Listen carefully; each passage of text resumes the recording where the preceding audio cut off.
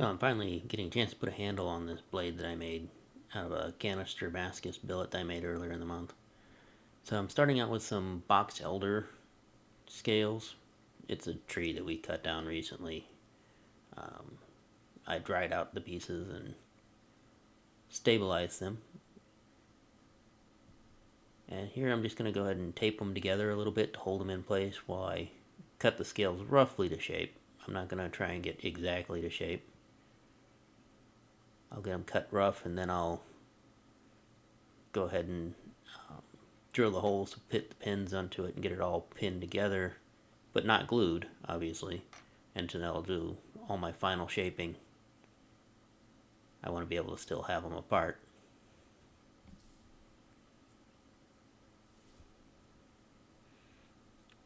And there's no plan here, it's just sort of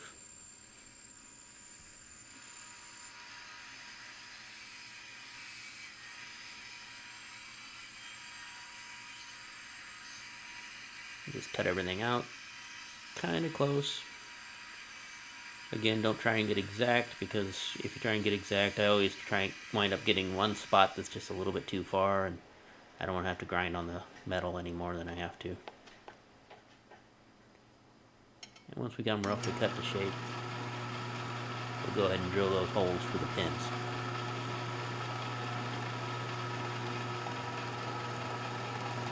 Drill one of them, put a pin in it, and then make sure the other one's where it needs to be, and drill through it, and make sure all the pins fit. In this case, I'm only using 2 pins, so it's pretty easy.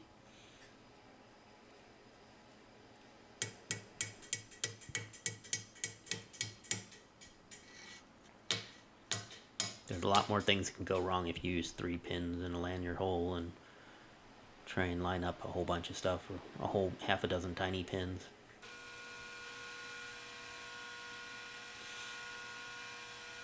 Then we're gonna spend some time with the belt sander, shaping the ends of the handle scales first, not on the knife, and get those smoothed up pretty good and finished almost. I won't quite get completely finished, 'cause I'll do some hand sanding on them. But then I put the pins in and dry fit it all together on the knife, so I can grind the scales to the profile of the knife's tang.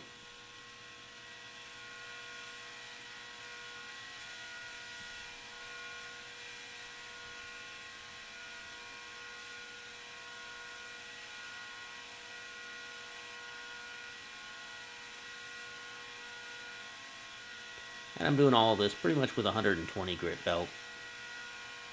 I'll go up to a finer belt for a little bit better finish before I go over to hand sand it.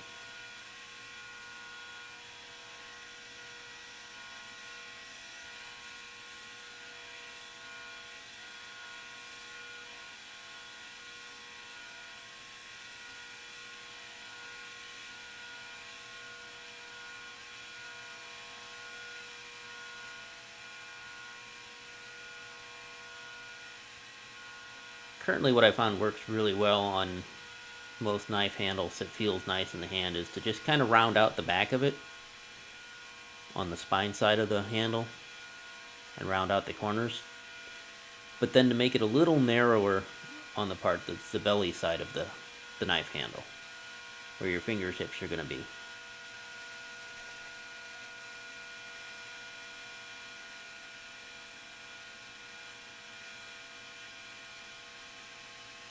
And of course round all that out too.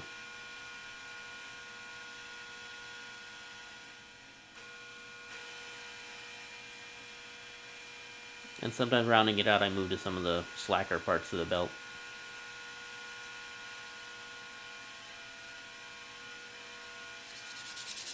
Mostly because I'm too lazy to take the platen off. Then we go over to the house, and we're going to sit and spend some time hand sanding, and some more time hand sanding, yet more time hand sanding.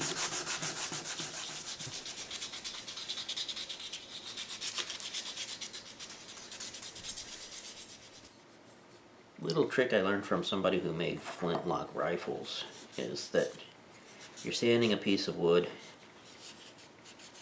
you go ahead and wet it down just a little bit, just a damp rag, and wipe it down. And it'll go from feeling really, really smooth all of a sudden to feeling kind of rough again. And that's because it's, the way he explained it was that there's some fibers of the wood absorb the water and they kind of pop up out of the pores of the wood. And it's the dust and everything from sanding that you're cleaning up out of those pores. And then you go ahead and sand it back down again. And you keep doing that until you wet it down and it stays smooth after you wet it down. And then when you go to put your finish on, your wood will stay smooth.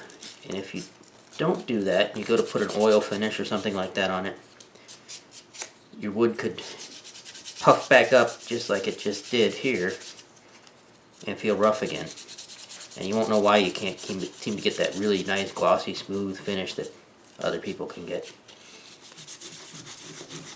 I might just keep doing the same thing and work it up to about 1,000 grit by wetting it and sanding it and wetting it and sanding it until it feels smooth with 1,000 grit.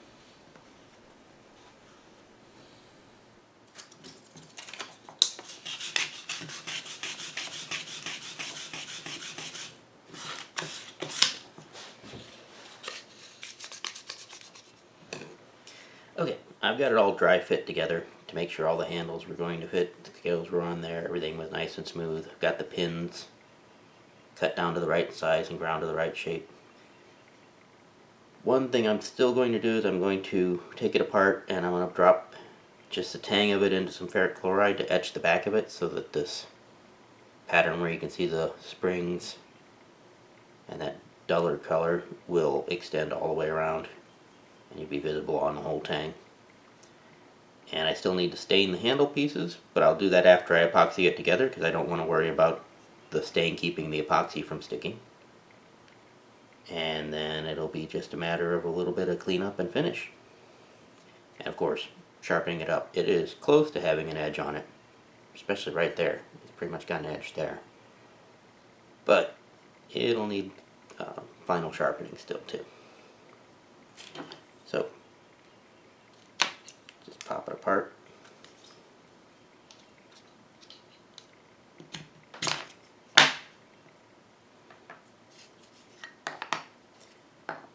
And let's go get the tang etched. And I'm just going to glue it up with some 5-minute epoxy. We're going to speed on through this, but it's pretty much I'm just mixing it. I like using really cheap paper plates as something to mix it up with, and a bag of popsicle sticks that I found laying around.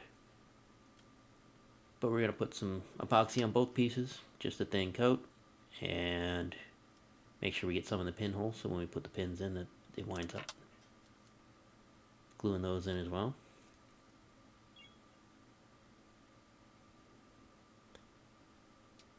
And then get it all put together and clamped up.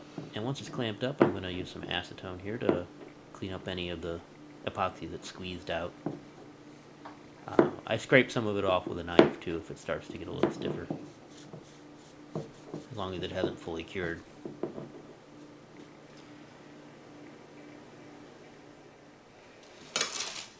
And then we're on to stain, and I'm just going to use some natural wood stain, and I'm using a wool dauber because I've got a bunch of wool daubers laying around to put it on with. I'm just going to swab that on there, let it soak in and dry for 10 minutes or so, and wipe off any excess.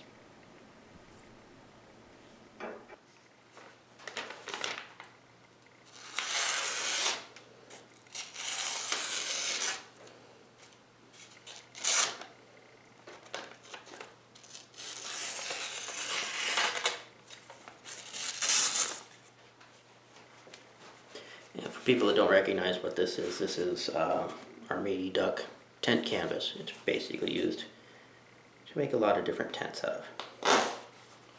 And it's usually pretty tough stuff.